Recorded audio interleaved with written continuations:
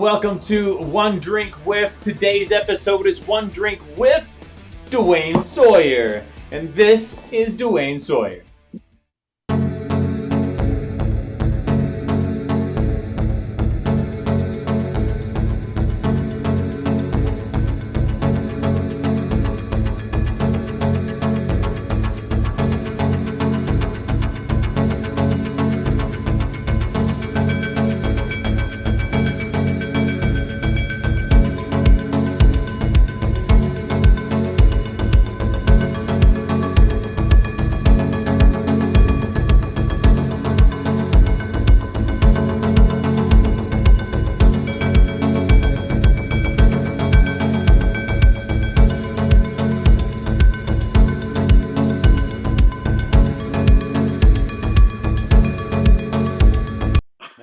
There's the man right there. Ladies and gentlemen, please put your hands together for Dwayne Sawyer. How are you, sir? I'm fantastic. That was a great reel. You found some stuff on there. That was a good reel. Very cool. Well, you sent me some really good videos of your milk commercial, which I want to talk about, and hanging out with Montel Williams. Well, so obviously you know where the inspiration came for the milk commercial, the trick in it. Right. So they wanted me to come in and do a commercial for milk and just say do a trick. They didn't dictate anything. So They because just trusted we that you're an always awesome bartender and said, just do a trick for us. I was one of the few flair bartenders in DC that they could get in contact with. Okay. So there's only like 5 of us. And like we all know each other. So when you can't get in touch with one of them, then we all know when the jobs are coming. So they called me, they put me in the apartment, put me on set and said, okay, now do a trick, and said action. So I did that trick, and then I had to do it about 15 more times in order to get the shot. That's crazy. That's crazy. So that was the floating shaker tin, the now famous floating shaker tin. So that's cool. That's really cool. I appreciate you breaking out the floating shaker tin. I'm glad it worked out for you. Oh yeah, I've used it a few times. It's pretty good. And the Montel Williams thing, I met the producer of the show at an event at a bar, and somebody told her who I was. And while at the event, she looked me up and then asked me to be on the show. Wow! While at the event. Because I was on like 2 other shows before that, and so she looked that up somehow. I can't even find the show. She found them, and she was like, "Okay, well, I want you for my show." And then Montel happened to be the host that day. That's it. That's pretty incredible. That's pretty incredible. Dwayne, it's One Drink With Dwayne Sawyer. So let's get a drink going, and then we'll continue the conversation. What do you want to drink today, sir? So today I'm going to do a twist on the Tom Collins. I'm going to call it Kentucky Collins because I'm going to use bourbon. All right. So you get your 2 ounces of bourbon. All right. For my citrus, instead of lime juice, I'm going to use some papaya juice. A little bit of soda water. I'm going to use some agave and lemon. Is that all right? Yeah, it's cool. It's your drink. All right, I like that. You can garnish it. Always grab your garnishes with tongs. Don't do it like me with your fingers. And a straw.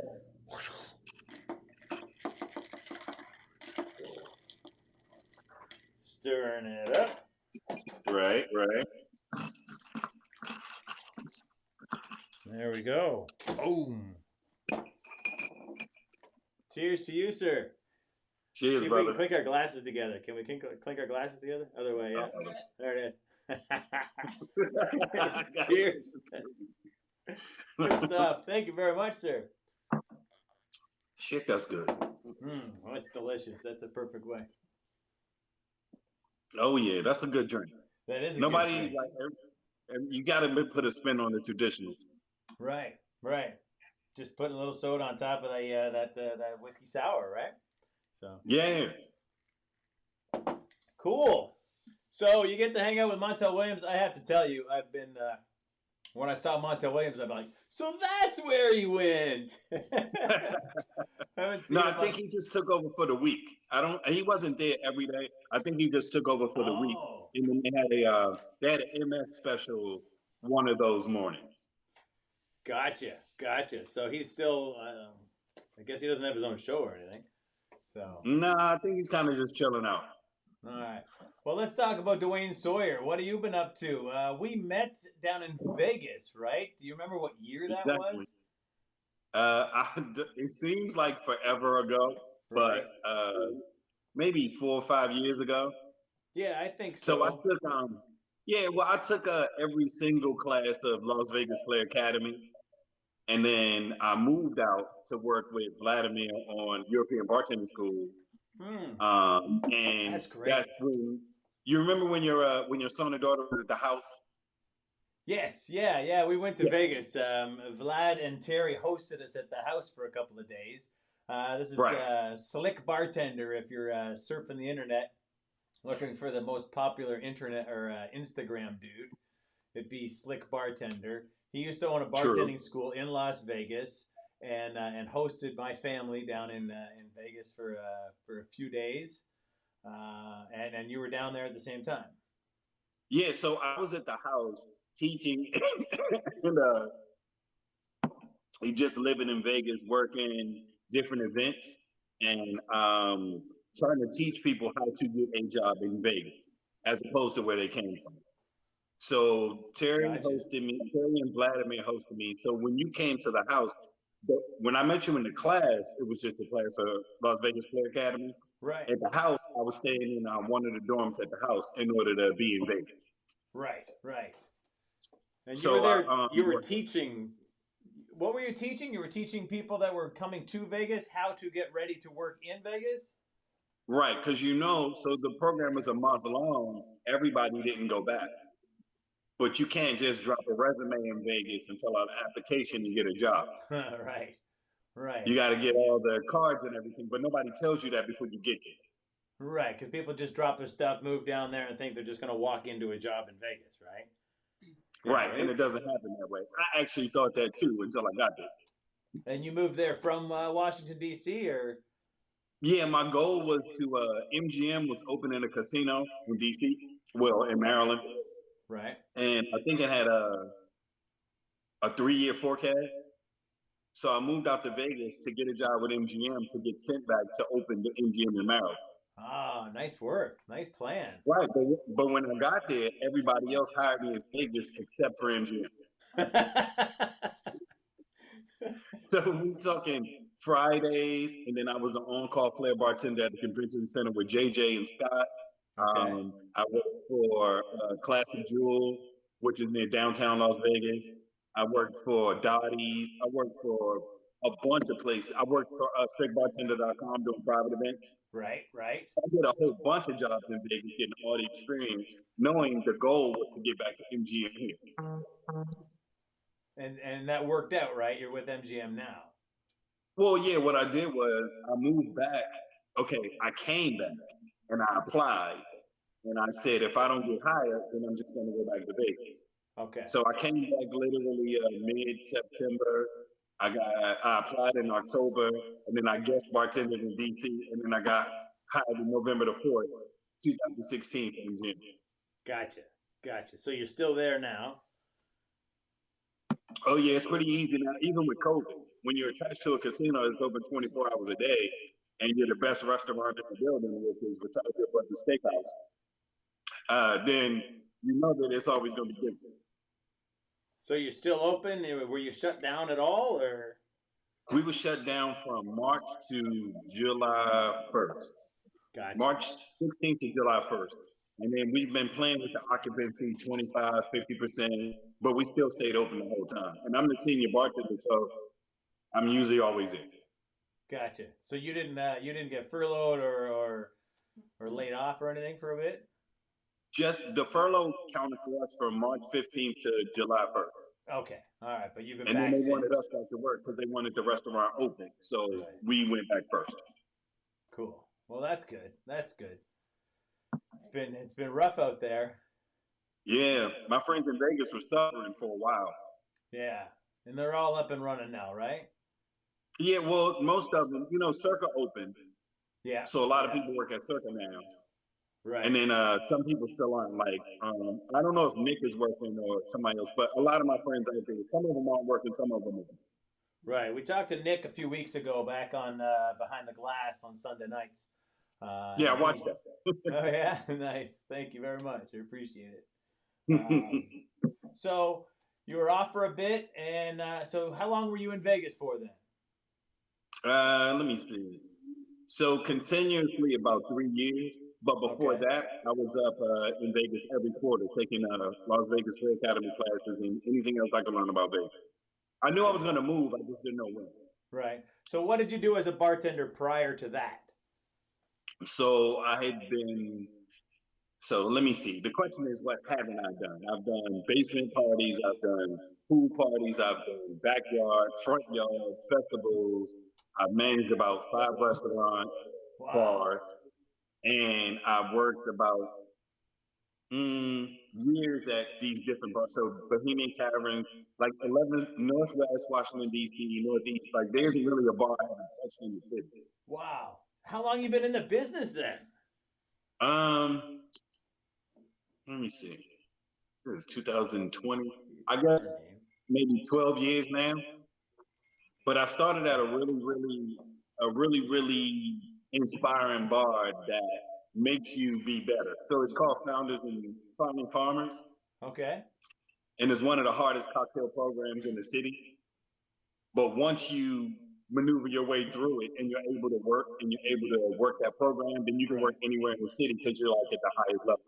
And that's where you started? That's where I started. Wow. Ironically, I went in to have drinks and they had no bartenders because the bartenders just quit. And so I went in on a Sunday. They told me to interview on Monday. By Wednesday, I've been working in, and I figured out that the liquor business makes a lot more money than customer service. So I'm still in it. Right. So what made that job the prestigious job that you were looking for at the time then? Um, Go to one screen. so I was working for a cable company, and I'm working in learning and development. So once they merged, they cut the training and development team. So 12 of us got fired at one time. Okay. So I was actually just out to get cocktails because people was trying to cheer me up because literally I just got fired on Wednesday. So we walk into this restaurant that's known for their cocktails and they had no bartenders because the bartenders quit that morning.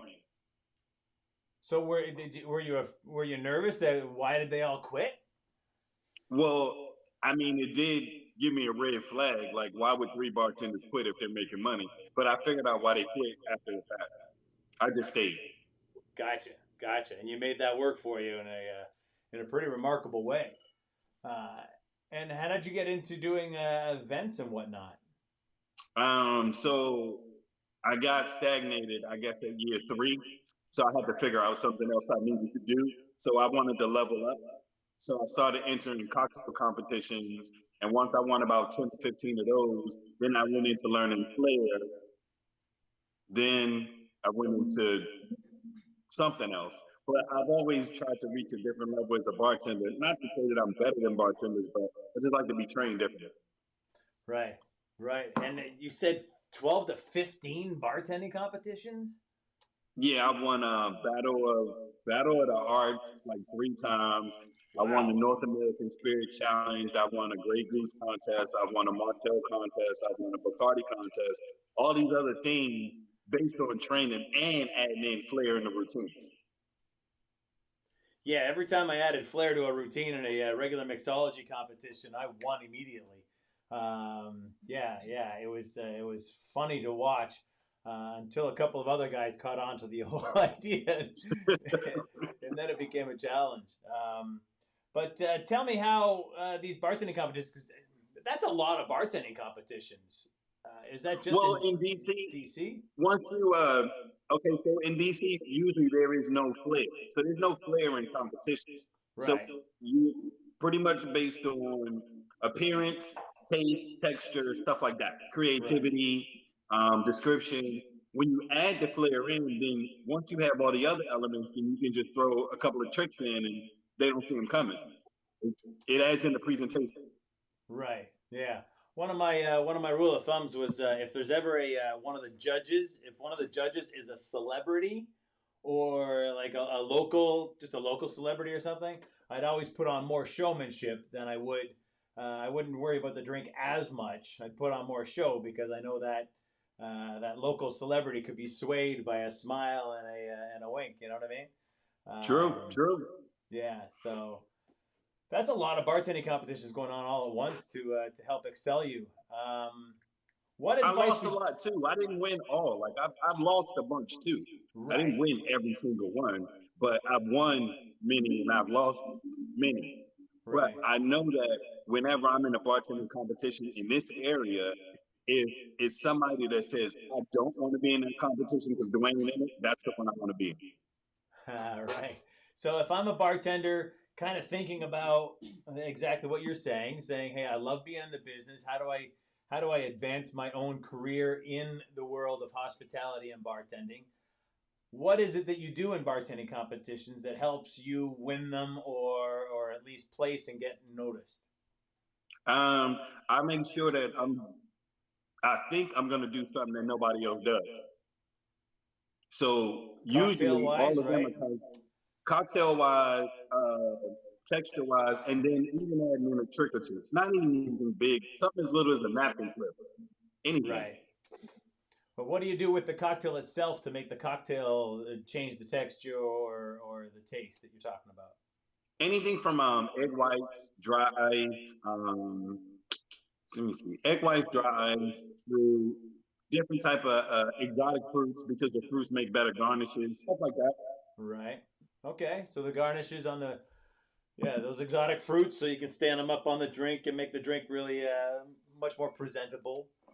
Right, Um, like if you cut out the bottom of a dragon fruit and the dragon fruit, you cut the top off and you get out the meat. It's an actual cup. right. Oh, right, right. You carve it out like you would a like a Right, pineapple or a coconut. right, and so you make a drink in the actual fruit, so it's a cup. Stuff like Ah, that. it's just that simple. You're saying something as simple as that takes you from I don't know second place to first place. Yeah, because if you got 8 bartenders in the competition and all of their drinks are in plastic cups and yours is in a dragon fruit cut into a cup, that's instant visual.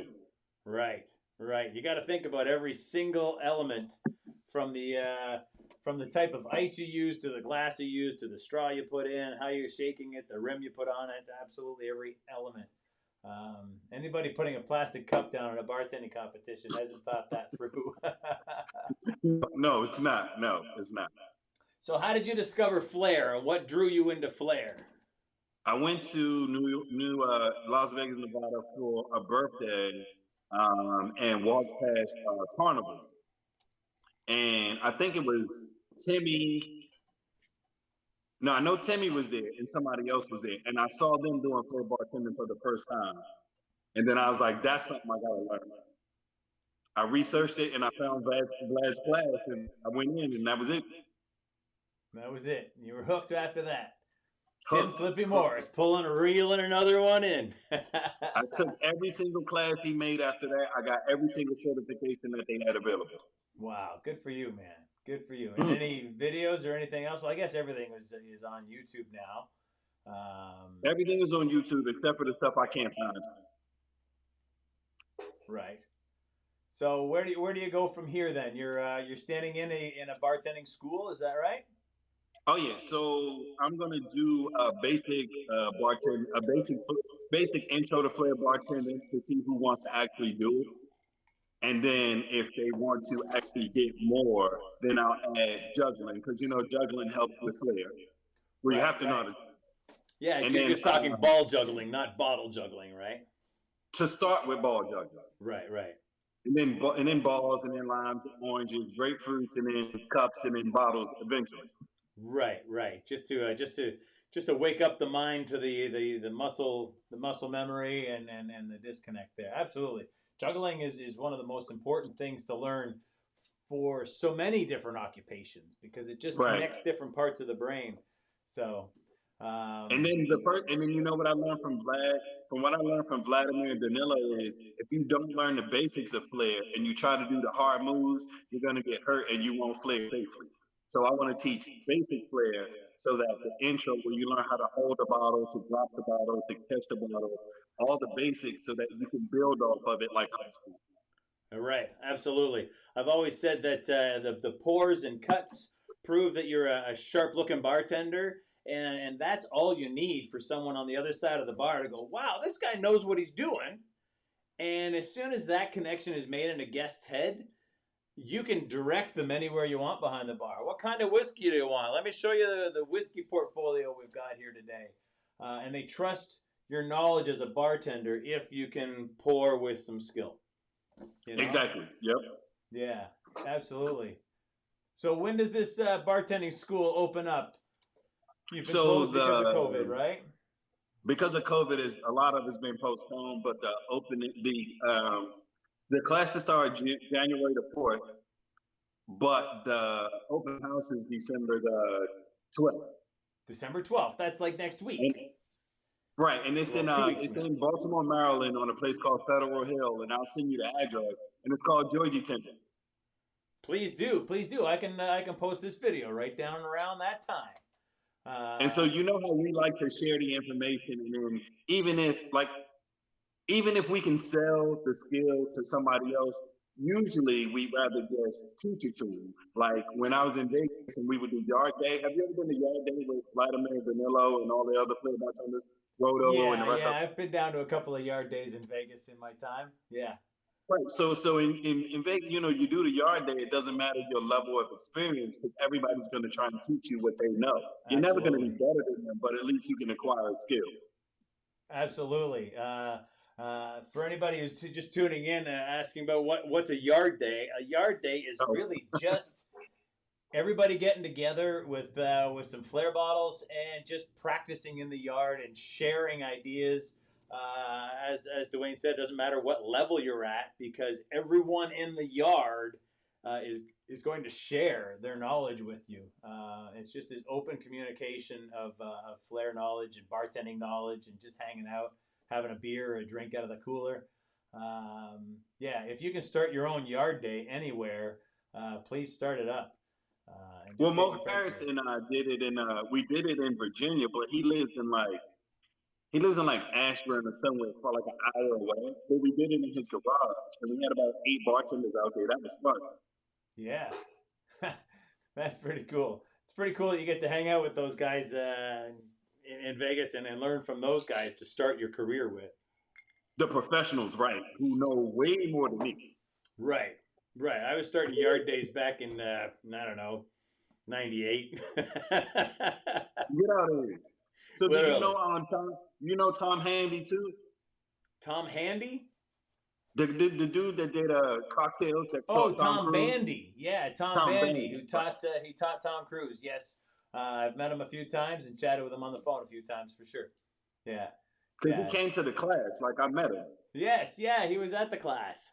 Yeah, I don't know if it was at the class that I was at, but I've seen him at a few different bartending competitions, and he comes to an event and he still does the same routine that he taught Tom Cruise in 1988. And he's just the exact same routine every time. It's fun to watch. So Right.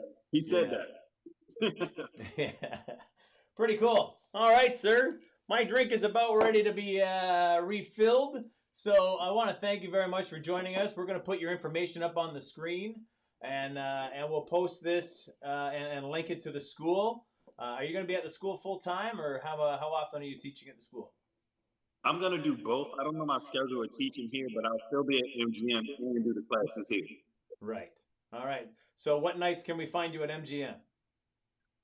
The steakhouse is open Tuesday through Saturday, and they close Sunday and Monday. And Wednesdays I'm not there, and any other time, like if I'm out of town or doing something, then I'll let one of the other bartenders work for me.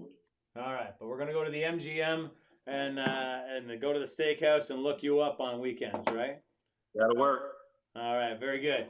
Thank you very much for joining me on One Drink with Dwayne Sawyer. Thank you for having me, man.